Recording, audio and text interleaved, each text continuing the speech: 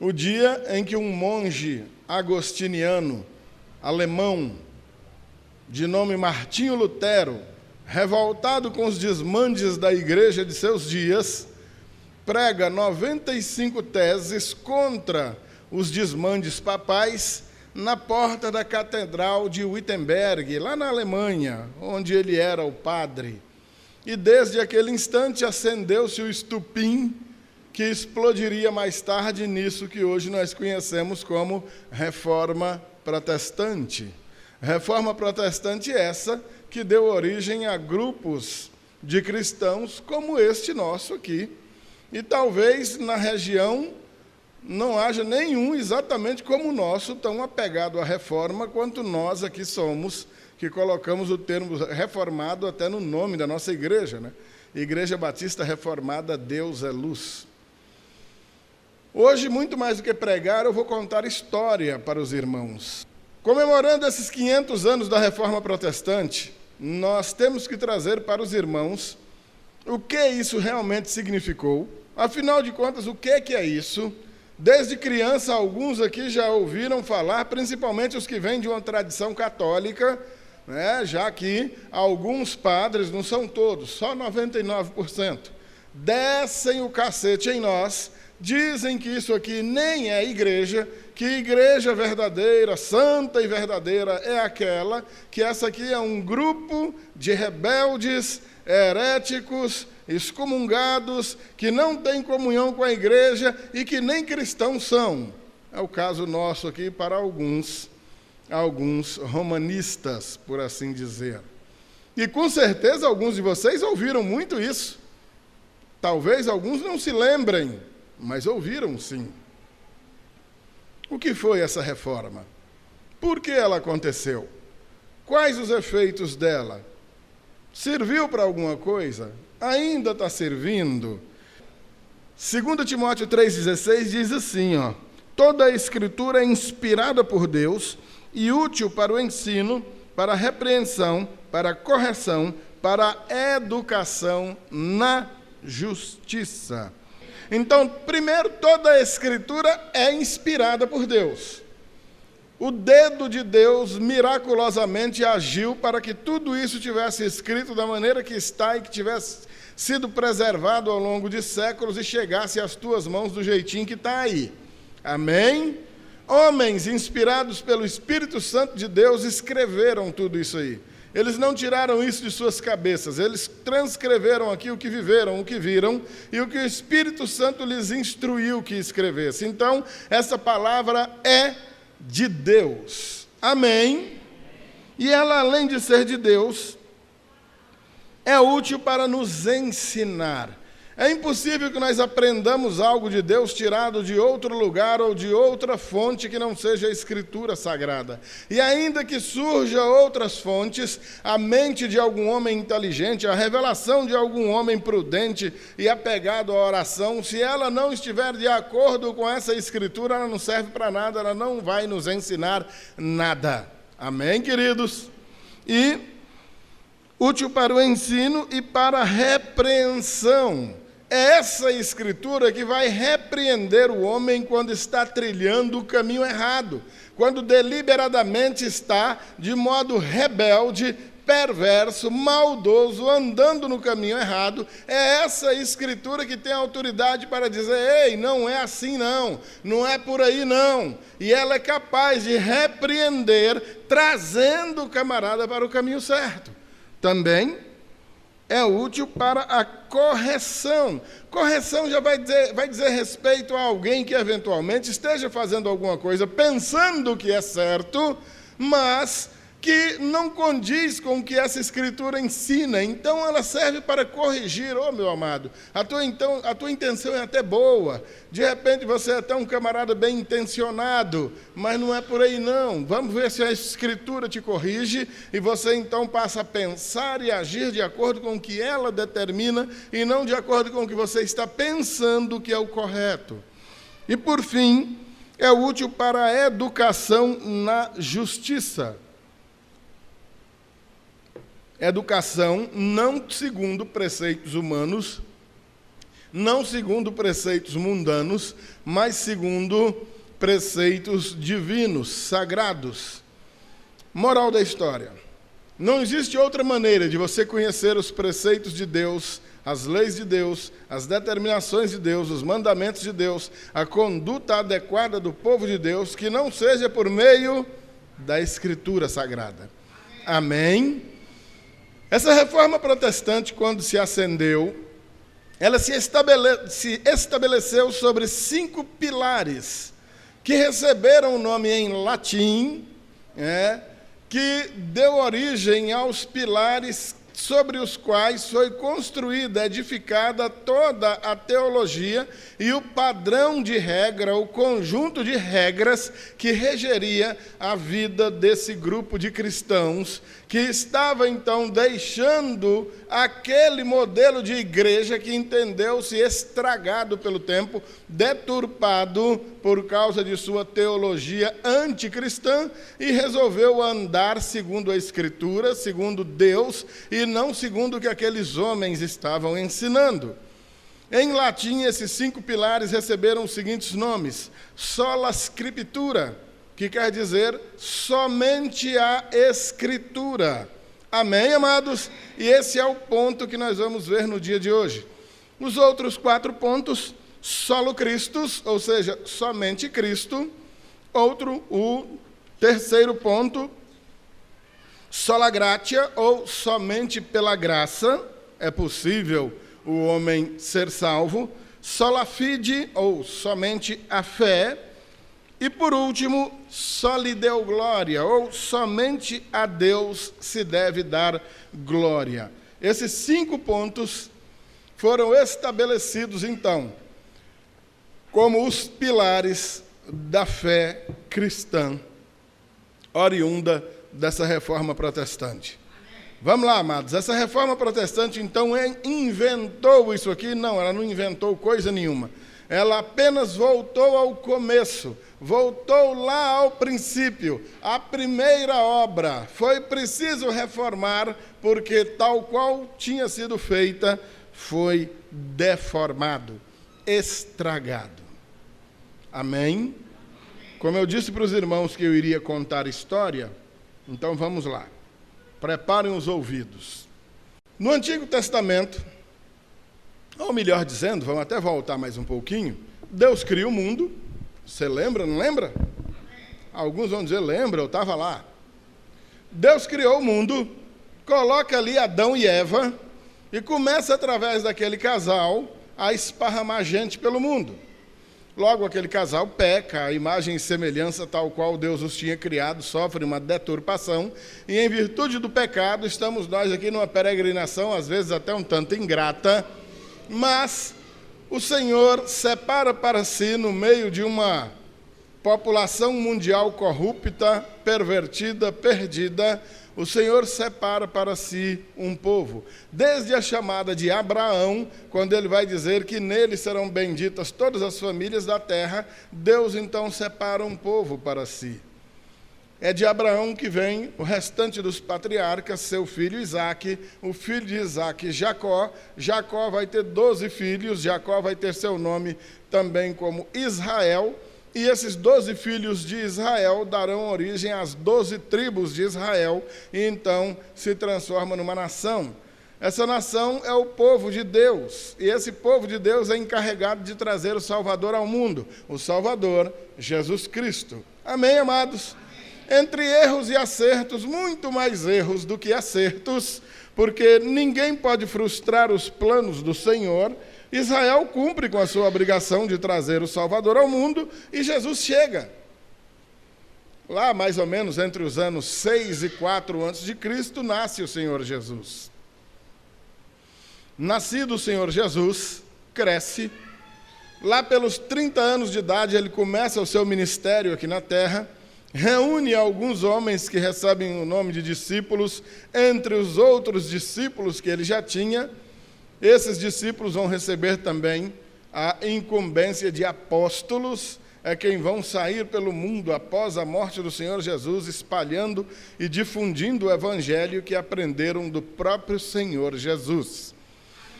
Esses homens vão conviver com Jesus durante aí uns 3 anos ou 3 anos e meio, mais ou menos, até que Jesus morra na cruz do Calvário. A morte não pode detê-lo, 3 dias depois vão procurá-lo no túmulo, ele não está mais porque ressuscitou, vive para sempre. Amém, amados? Vamos lá. Tudo quanto esses discípulos vão narrar, ensinar e escrever aqui nesta palavra, está baseado em tudo que eles viveram ao lado daquele homem maravilhoso, o Senhor Jesus, durante esses 3 anos ou 3 anos e meio que andaram juntos. Tudo quanto eles expuseram aqui, eles não receberam de anjo, como, por exemplo, o profeta Maomé alega ter recebido o Alcorão ditado pelo anjo Gabriel. Nós sabemos que se algum anjo desceu para ditar alguma coisa lá, foi o próprio Satanás, não foi Gabriel coisa nenhuma que jamais ditaria aquela aberração. Mas deixa para lá que nosso objetivo aqui não é falar mal do Alcorão. Dessa maneira, amados irmãos, o que esses homens escrevem, receberam da parte do Senhor Jesus, vivendo com Ele, andaram com Ele, comiam com Ele do que Ele comia, bebiam do que Ele bebia, dormiam no mesmo lugar. Foram aí, vamos dizer, 3 anos ou 3 anos e meio de vida muito intensa. De vez em quando a gente ouve, quando nós que fazemos faculdade teológica, ouvimos algum camarada muito entusiasmado dizer: os discípulos de Jesus não fizeram faculdade. Eu digo: mas tu é burro, hein, bicho? Com toda a paciência desse mundo, mas como tu é burro? Os caras andaram 3 anos do lado de Jesus, meu filho. Você quer faculdade melhor do que essa? Tu é doido? Pense numa faculdade maravilhosa. Todo santo dia, não tinha dia de folga, às vezes era de noite, de madrugada, 24 horas de aula por dia, 30 dias por mês, 360 dias por ano. Você quer faculdade ainda? Nós precisamos ir para a faculdade hoje, que Jesus não está aqui em carne e osso para a gente andar com Ele. Aprenderam tudo que aprenderam. Compuseram esse Novo Testamento que você tem aí na mão. E durante os 100 primeiros anos da igreja, vamos dizer aí o primeiro século da era cristã, foi o que esses homens estabeleceram como doutrina, que se transformou em palavra de Deus. Amém? Bora lá. Todos esses discípulos de Jesus morreram no século I. Talvez João, o evangelista João, tenha sido o último a morrer, já perto do ano 100, e talvez ele tenha morrido de morte natural. Todos os outros morreram matados, e os discípulos dele, os pais apostólicos, também vão morrer martirizados no século II. E até o século III, alguns pais da igreja, que são discípulos dos apóstolos, vão continuar sofrendo mortes violentas, assim como a maioria dos cristãos vão morrer mortes violentas por causa da pregação do evangelho. A igreja do Senhor nasce sob perseguição. Seus discípulos são perseguidos cruelmente, são perseguidos por judeus, são perseguidos por romanos, são perseguidos por outros grupos nacionalistas, como alguns gregos adoradores da Diana dos Efésios e outras coisas parecidas, e mais tarde vão ser perseguidos pelos próprios cristãos, que vão se desviando da doutrina verdadeira e pregando doutrinas falsas dentro da própria igreja, como, vamos dizer assim, agentes secretos do maligno, que estão dentro da igreja, parecendo que são cristãos, mas na verdade não são. A igreja nasce e cresce mediante severas perseguições. Amém, amados? Está entendendo aí de boa, sem problema? Esse Novo Testamento que você tem aí foi todo escrito no século I. Com certeza, nenhum desses livros foi escrito depois do ano 90, talvez 96, talvez o Apocalipse de João seja a carta mais nova, mas mesmo assim é do século I. A maioria desses livros foram escritos entre o ano 44, 45, até o ano 65, 70, mais ou menos do primeiro século. Acabou. Parou por aí. A igreja é perseguida no século I, é perseguida no século II, é perseguida no século III. No início do século IV, ano 305, surge uma figura no Império Romano que é perseguidor da igreja. Aparece esse camarada, ele começa a despontar, chamado Constantino, que mais adiante vai ser imperador romano. E no ano 325, ou seja, já no primeiro quarto do século IV, o cristianismo, então, é declarado a religião oficial do Império Romano, e a perseguição violenta termina. A perseguição, o quê? Eu falei a violenta, não é isso? Isso, porque a igreja nunca deixou de ser perseguida de modo sutil, sagaz. Almira e Gui, meu filho, tem assento aqui, ó, do lado da netinha, do Washington, dá remédios um bocado. Fiquem à vontade. Estou com dó de vocês aí em pezinhos. Então, queridos, no século IV, o cristianismo se torna religião oficial. Agora a igreja se institucionalizou. A igreja já está espalhada pelo mundo inteiro da época quando isso aí acontece. Embora alguns irmãos estejam celebrando seus cultos em cemitérios, dentro de esgoto, escondidos para não morrer em tudo quanto é tipo de lugar, fazendo cultos de noite, de madrugada, para não serem pegos pelos inimigos, a igreja se espalha pelo mundo inteiro e nessa época se torna oficial.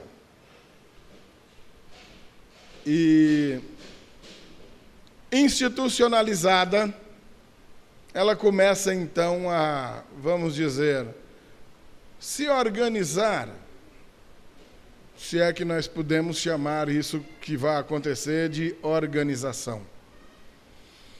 É preciso entender, meus amados, que a igreja não nasce com o nome de católica romana, tá bom? Ela vai receber esse nome exatamente porque se separa de outro grupo de cristãos do Oriente. Basta você entender a igreja como do Oriente e do Ocidente, já está bom demais. Depois, os alunos da faculdade teológica vão entender isso quando a gente explicar aqui nas aulas de história com uma facilidade bem maior, mas numa pregação de culto agora não dá para falar sobre isso, porque vai tomar tempo demais.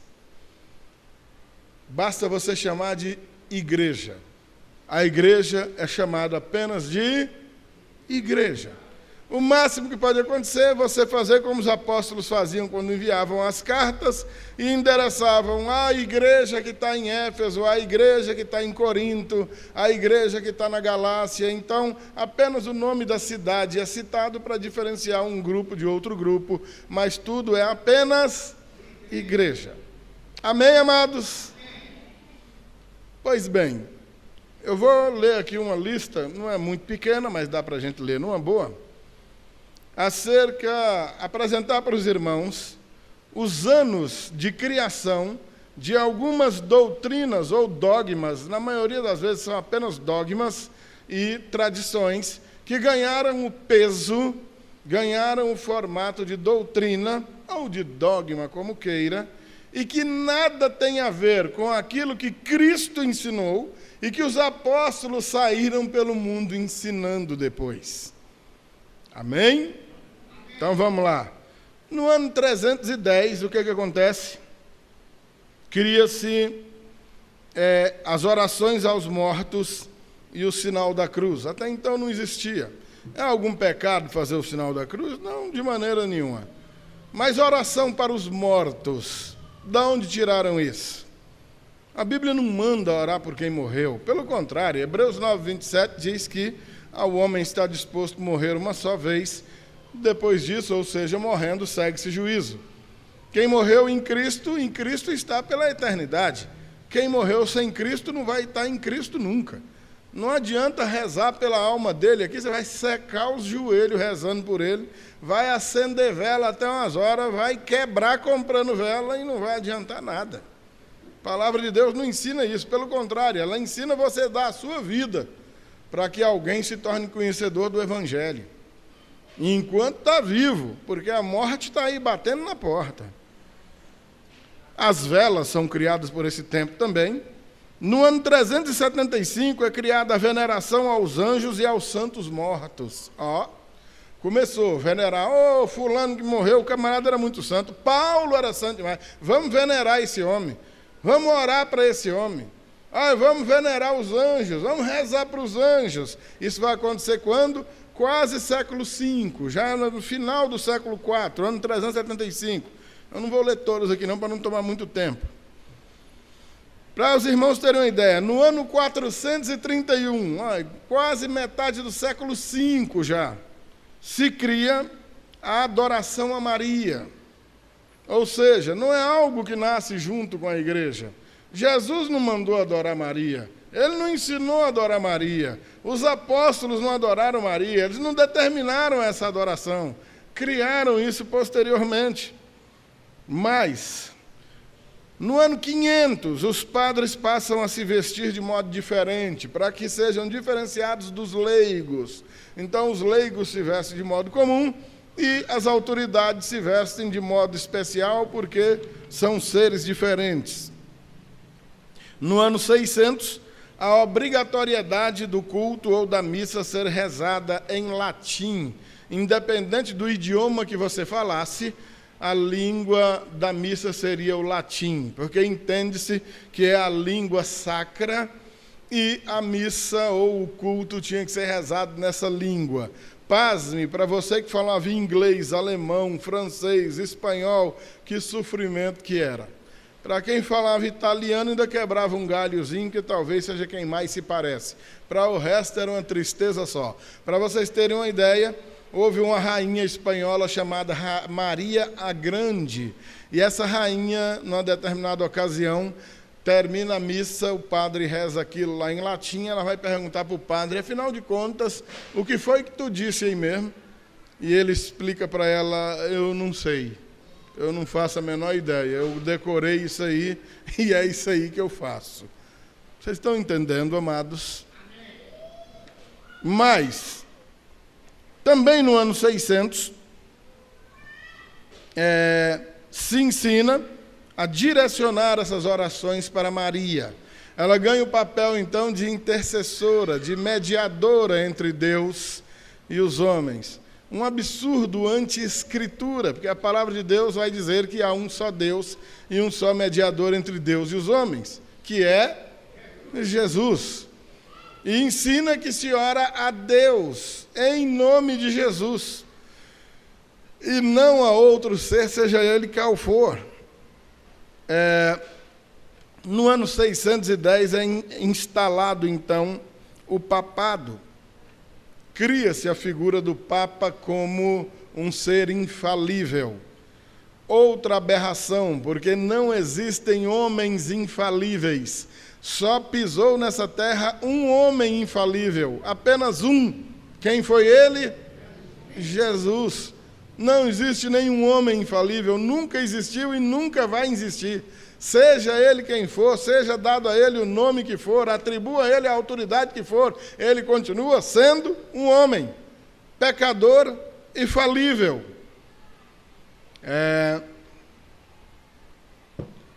No ano 788 se cria a veneração da cruz e de imagens e de relíquias. Relíquias, por exemplo, você chegava na casa de uma pessoa, tinha uma cabeça, um osso, um esqueleto lá de uma pessoa. Que é isso? Isso é a cabeça do apóstolo Pedro. É a cabeça de Pedro, e os camaradas iam venerar aquele osso, que inclusive ninguém fazia ideia de quem era. A coisa era tão relaxada que devia ter umas 500 casas onde o dono da casa alegava que tinha a cabeça de Pedro lá. Quantas cabeças Pedro tinha? Era comum você chegar numa casa, a pessoa ter uma lasquinha de madeira lá e venerava. O que é isso? Não, isso é uma lasquinha da cruz que Jesus foi crucificado. Há quem diga que tinha tanta lasquinha da cruz na Europa nesse tempo, que se juntasse tudo, dava para fazer uma ponte e atravessar o mar Mediterrâneo da Europa para a Palestina, com tanta lasquinha da cruz de Jesus. Para que os irmãos vão entendendo os exageros que se cometiam em nome do que se chamava fé. A água benta vai aparecer no ano 850. Tem tempo para burro, né? O que era a água benta? Uma aguinha misturada com sal, que então purificava e santificava o lugar. A canonização dos santos mortos vai aparecer no ano 995. Quase um milênio já se passa desde que o cristianismo começa, desde que a Igreja do Senhor é instaurada na Terra, e agora cria-se a canonização dos santos que morreram. Não, esse camarada que morreu era muito bom, vamos canonizar ele, vamos transformar ele em santo agora depois de morto. Olha, a Bíblia chama de santos quem está vivo e vive vida de santidade. Ah, pastor, eu não posso ser santo não. Não, nem você e nem eu. A palavra determina, seguir a paz com todos e a santificação, sem a qual ninguém verá o Senhor. Ou você leva a vida santa agora, ou você não vai ser santo nunca. Se você morreu como santo, você vai ser um santo morto depois e vai estar na eternidade com o Senhor. Se você não levou vida santa agora, nego, já era. Não tem negócio, depois que morreu, não tem xixi, minha nega, ai, ai, minha mamãezinha, acabou. É agora, é nesse instante. E aproveite, que você não sabe se está vivo amanhã. Tá bom. No ano 998 é que vai se determinar o jejum das sextas-feiras e os jejuns durante a quaresma. Está aqui uma coisa que, inclusive, eu gosto, sabe por quê? Meu pai está velhinho e ele toma umas canas, e quando chega na quaresma, o velho fica sem beber, rapaz. Falei, ô pai, que bom se essa quaresma fosse o ano todo, né? Aí ele acha bom, né? Passa a quaresma sem beber, mas quando dá no sábado de aleluia, o velho bota para moer, menino. É, velho, rapaz, só vocês vendo. Parece que no sábado de aleluia ele bota para tirar o atraso, vai beber pelos 40 dias. Ainda, ó, no ano 1079 é determinado o celibato do clero, os padres são proibidos de casar. Quando? Já no ano 1079. Quando isso aqui foi criado, não foi criado com intenções espirituais, foi criado com intenções econômicas, queridos. Os padres estão morrendo, estão deixando uma penca de filho para ir pedir indenização à igreja. Estão dilapidando o patrimônio da igreja por conta da fiarada que os padres têm. Determinaram um celibato para acabar com esse negócio. Quando a palavra de Deus não determina isso de maneira nenhuma. Embora eu até aconselho, para você que quer ser missionário aí, jovem, se você for solteiro, ó, é muito melhor. Mas o apóstolo Paulo vai dizer que para não viver por aí subindo pelas paredes, se case, né? Principalmente se arrumar um marido ou uma esposa, né? Caso contrário, nem invente. Ainda, queridos, ó, no ano 1184, é criado o Tribunal do Santo Ofício, a famosa Inquisição. Vocês sabem para que servia isso? É mais ou menos assim, estou eu aqui pregando, não interessa se o que eu estou pregando está certo ou errado. E você aí, de repente, pastor Walter, não concordo contigo, não. Pronto, motivo já para você ir para a fogueira. Pastor Walter determinava que você é uma bruxa, ou você é um feiticeiro, e você ia queimar vivo numa fogueira por aí, como herege. Ou seja, o clero, principalmente o papado, não tolerava de maneira nenhuma ser contrariado. Homens e mulheres se levantaram por esse tempo, dizendo, ei, o que a igreja está ensinando está errado, o que a Bíblia diz não é isso não, fogueira. Ei, a igreja está usurpando o povo, a igreja está matando esse povo de fome, a igreja está judiando desse povo, vai para a fogueira. Esse ensinamento não condiz com os ensinamentos de Cristo, os apóstolos não viveram assim, vai para a fogueira, acaba sem vergonha. A Inquisição servia para isso.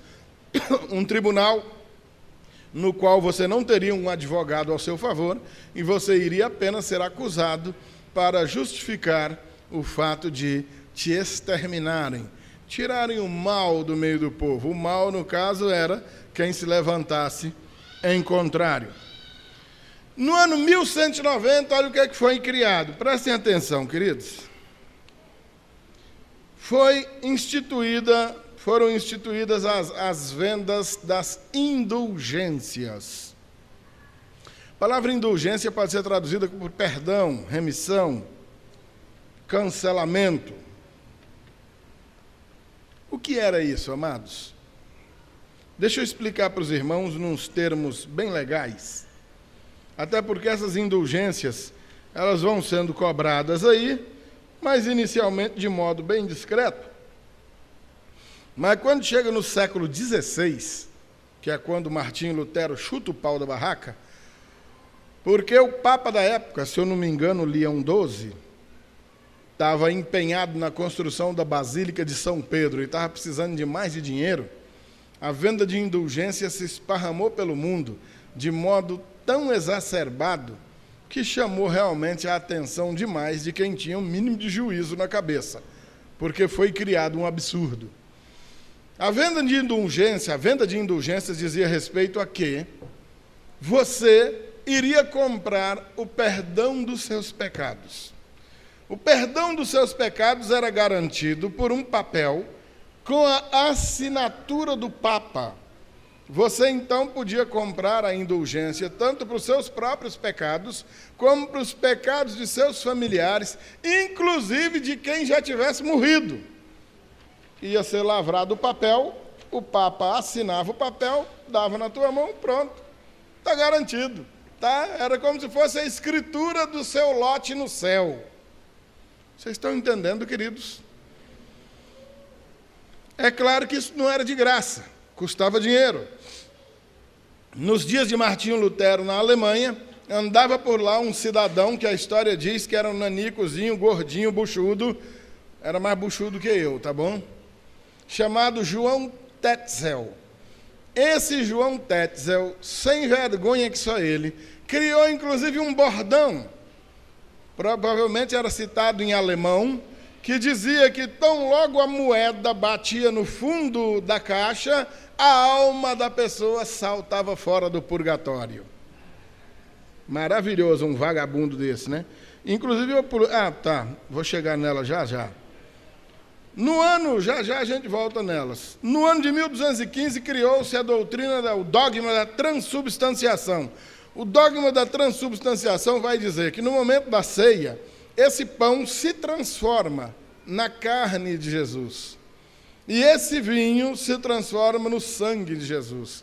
Então você está comendo literalmente a carne de Jesus e bebendo literalmente o sangue de Jesus. O que é uma heresia sem tamanho, sem cabimento. O que Jesus manda fazer lá na ceia é um memorial. E o que é comido lá é pão e o que é bebido lá é vinho. Tá? É um memorial, é em memória de sua morte.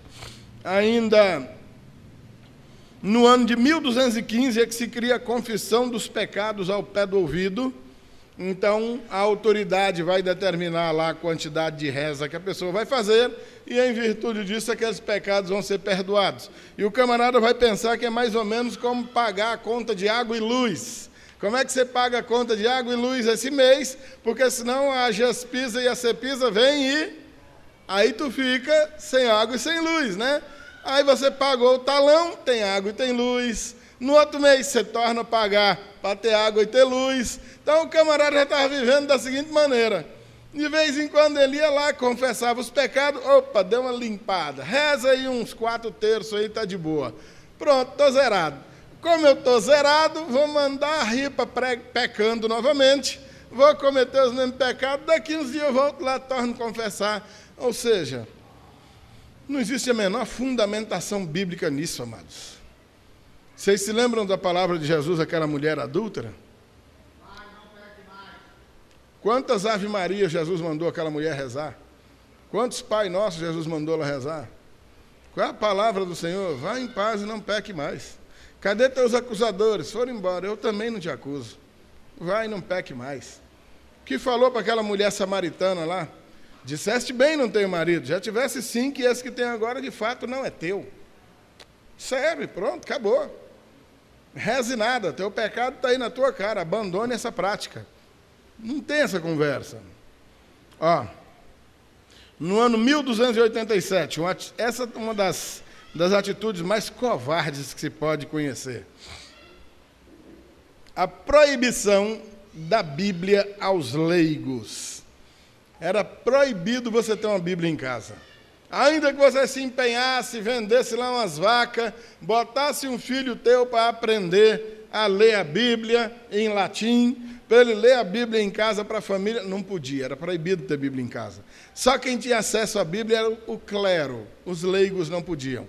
Aqui e acolá tinha uma família importante, gente muito importante, tinha uma Bíblia lá, mas por amuleto.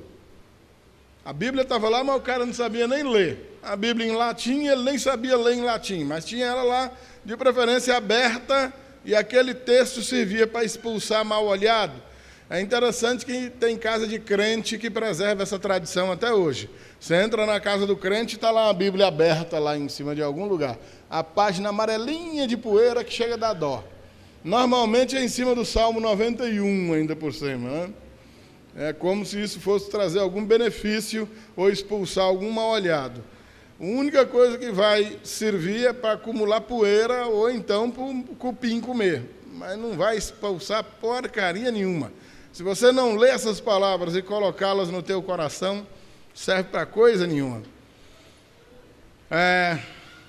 No ano 1414, proibiu o cálice aos fiéis. Se você anotar a ceia ou a Eucaristia, você só come a hóstiazinha, o vinho você não bebe, apenas o padre bebe, fica todo mundo olhando, lambendo os beiços, querendo uma lapadinha também, mas não pode, né?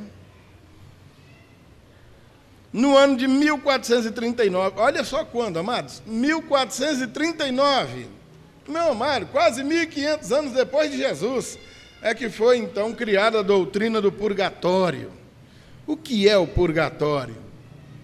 Camarada, talvez muito bem intencionado, reconhece que você não é gente muito boa para poder ir direto para o céu.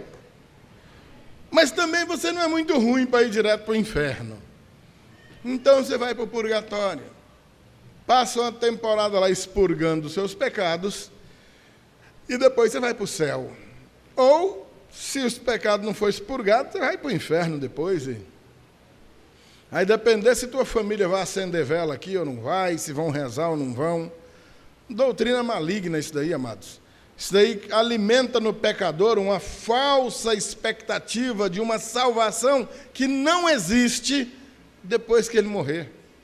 Camarada vai tirar de sua mente a necessidade da vida de santificação, de que se morrer, tem que morrer em vida de santificação agora, que se morrer em vida de pecado, apartado do Senhor, está no fogo. E essa história de purgatório alimenta alguma esperança maligna no coração de gente incauta. Não, esse pecadinho está muito bom, não vou largar ele não. Depois que eu morrer, alguém dá um jeito de acender umas velas e eu saio do purgatório e vou para o céu. Não embarque nessa onda. Se você morreu, abriu os olhos lá, você não viu uns anjinhos do lado, umas nuvenzinhas brancas, como a gente vê nos desenhos animados, né? Porque, na verdade, nós não fazemos a mínima ideia de como seja. Tire da ideia esse pensamento de que depois você vai para um lugar melhor, porque não tem essa não, meu amado. Se tu abrir o olho, tiver um foguinho do lado e um cabo vermelho com um garfinho na mão, aí, rapaz, deu ruim. Vamos lá. No ano de 1439 é que são criados, então, os 7 sacramentos, porque Jesus, na verdade, só criou apenas 2. Batismo e ceia. Só tem essas 2 ordenanças. Não tem 7 sacramentos, coisa nenhuma. No ano de 1508, a oração da Ave Maria sofre um acréscimo na última parte, o rogai por nós pecadores agora na hora de nossa morte, como se ela pudesse livrar alguém de morte ou da condenação. Isso é um acréscimo bem posterior. E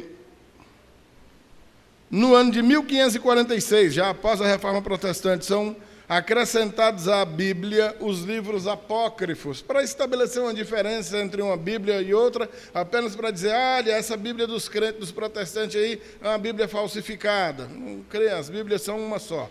Apenas acrescentaram 7 livros que não ajudam nem atrapalham em nada. No ano 1854, a doutrina da concepção imaculada, que é outra heresia. Maria concebe do Espírito Santo e é engravida do Senhor Jesus, verdadeiramente virgem, mas imaculada não, porque ela era um ser humano como outro qualquer. E não existem seres humanos que não sejam pecadores. Não existe, não passou por essa terra um homem que não peque, nem homem nem mulher. Ainda no ano de 1870, já no século XIX, é que foi estabelecida a infalibilidade papal, uma baita de uma blasfêmia, não existem homens infalíveis. No ano de 1907, ou melhor, no ano de 1931,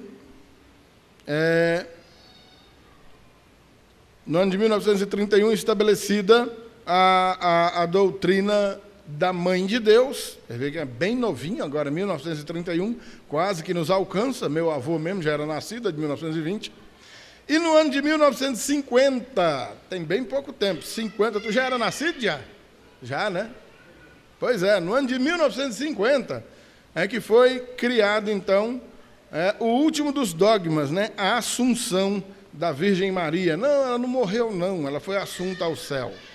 Ou seja, mais uma heresia, né? Não tem... Interessante que, enquanto tem gente que diz que ela foi assunta ao céu, tem um monte de gente peregrinando lá na região da Turquia para visitar o túmulo, o que seria o túmulo do apóstolo João e também o túmulo de Maria. Daí, amados, quando a Reforma Protestante eclode e estabelece esses 5 pontos, e um deles é sola Scriptura, ou seja, somente a Escritura, ela está chamando os cristãos de volta. Ei, para que deu errado. Alguém aqui já tomou aula de volante, está aprendendo a dirigir? Quando a gente está novinho aprendendo a dirigir, é um caso sério. Quando a gente dá fé, está querendo arrancar de quinta, está querendo arrancar sem acelerar, está querendo arrancar com o pé no freio, ou então está querendo que o carro pare sem pisar no freio. É uma confusão tremenda que tem hora que o instrutor, a pessoa que está ensinando, tem que dizer, faz o seguinte, para, desliga o carro aí, vamos começar tudo de novo. Você desliga, falta pouco ter que sair, sai do carro de novo, entra, vamos lá, senta, desengata o carro, isso, funciona. Pisa na embreagem, bota a primeira, vamos sair de novo. Foi mais ou menos o que teve que acontecer, amados. Quando nós falamos em reforma, é o que nós fizemos nesse prédio aqui. Ó. Quem é de União e tem memória boa sabe que isso aqui passou uns 10 anos abandonado. Nós chegamos aqui, estava faltando telhado, essa parede não existia. Aqui tinha um rebaixamento e um taco de madeira que estava podre. Isso aqui estava uma podridão só, uns mendigos dormiam aqui. Então, o que nós fizemos? Demos uma bela reformada e vocês estão vendo aí como é que ficou. Mudou o formato? Não, é o mesmo prédio, a mesma coisa, mas demos uma baita reformada para que tivesse condição da gente passar para dentro. Você tem lá a sua casa, um dia a sua casa foi novinha, você lembra? Hoje você dá uma olhada assim, rapaz... Minha casinha está meio judiada, a pintura ali está caindo, um piso ali já fofou, aquela porta já não fecha, aquela outra já não abre, minha casa está precisando de uma reforma. Ou seja, dar de novo a ela a sua forma. A Reforma Protestante fez exatamente isso, amados. Depois de tanta coisa que entrou na igreja, sem que o Senhor Jesus tivesse feito, sem que Ele tivesse ensinado, sem que seus discípulos tivessem feito, sem que esses discípulos tivessem ensinado, sem que nada disso tenha sido colocado na Escritura Sagrada, o jeito que teve foi parar e reformar. Porque a deformação foi total. Quando vocês ouvirem falar em reforma protestante, ou quando vocês ouvirem falar, inclusive pejorativamente, falarem mal de nós, os protestantes, o que os protestantes fizeram foi apenas voltar. A Reforma Protestante não criou nada novo. A Reforma Protestante não inventou um pingo de nada, absolutamente que fosse novo. O trabalho dela foi voltar exatamente ao que era antigo. Voltar à antiga forma, antes da igreja se tornar oficial do império, antes da igreja se mancomunar com o governo, que quando a igreja se mistura com política, a confusão está estabelecida. Por isso, amados, que quem me conhece há 9 anos sabe que nós não temos associação nenhuma com política, porque eu não aguento mais ver a igreja se acabando, rachando literalmente, em virtude de pastores que associam ao evangelho questões relacionadas à política. A reforma, entre seus pilares, estabelece, logo de cara aqui no primeiro, que somente a Escritura, só a Escritura e mais nada, é a nossa regra de fé e de prática. Que a nossa conduta, os nossos atos, o nosso modo de vida, aquilo que pensamos, aquilo que cremos, está estabelecido nessa Escritura Sagrada. Nós não temos outros livros que sirvam como autoridade para a igreja. Embora nós leiamos outras obras, embora nós tenhamos outros aparatos de estudo, no fim das contas, a autoridade como palavra de Deus, apenas essa Escritura tem. Somente a Escritura e mais nada. Não é proibido que alguém profetize no meio da igreja, mas essa profecia tem de estar de acordo com o que essa palavra determina. Não é proibido que alguém tenha alguma visão, um sonho, sabe-se lá como foi, e compartilhe com a igreja, e a igreja tenha isso como um recado divino de Deus. Maravilha, mas ela tem que combinar com o que a Escritura diz, porque somente a Escritura nos aponta a direção, somente a ela estabelece o princípio, o conceito entre o que seja certo e o que seja errado.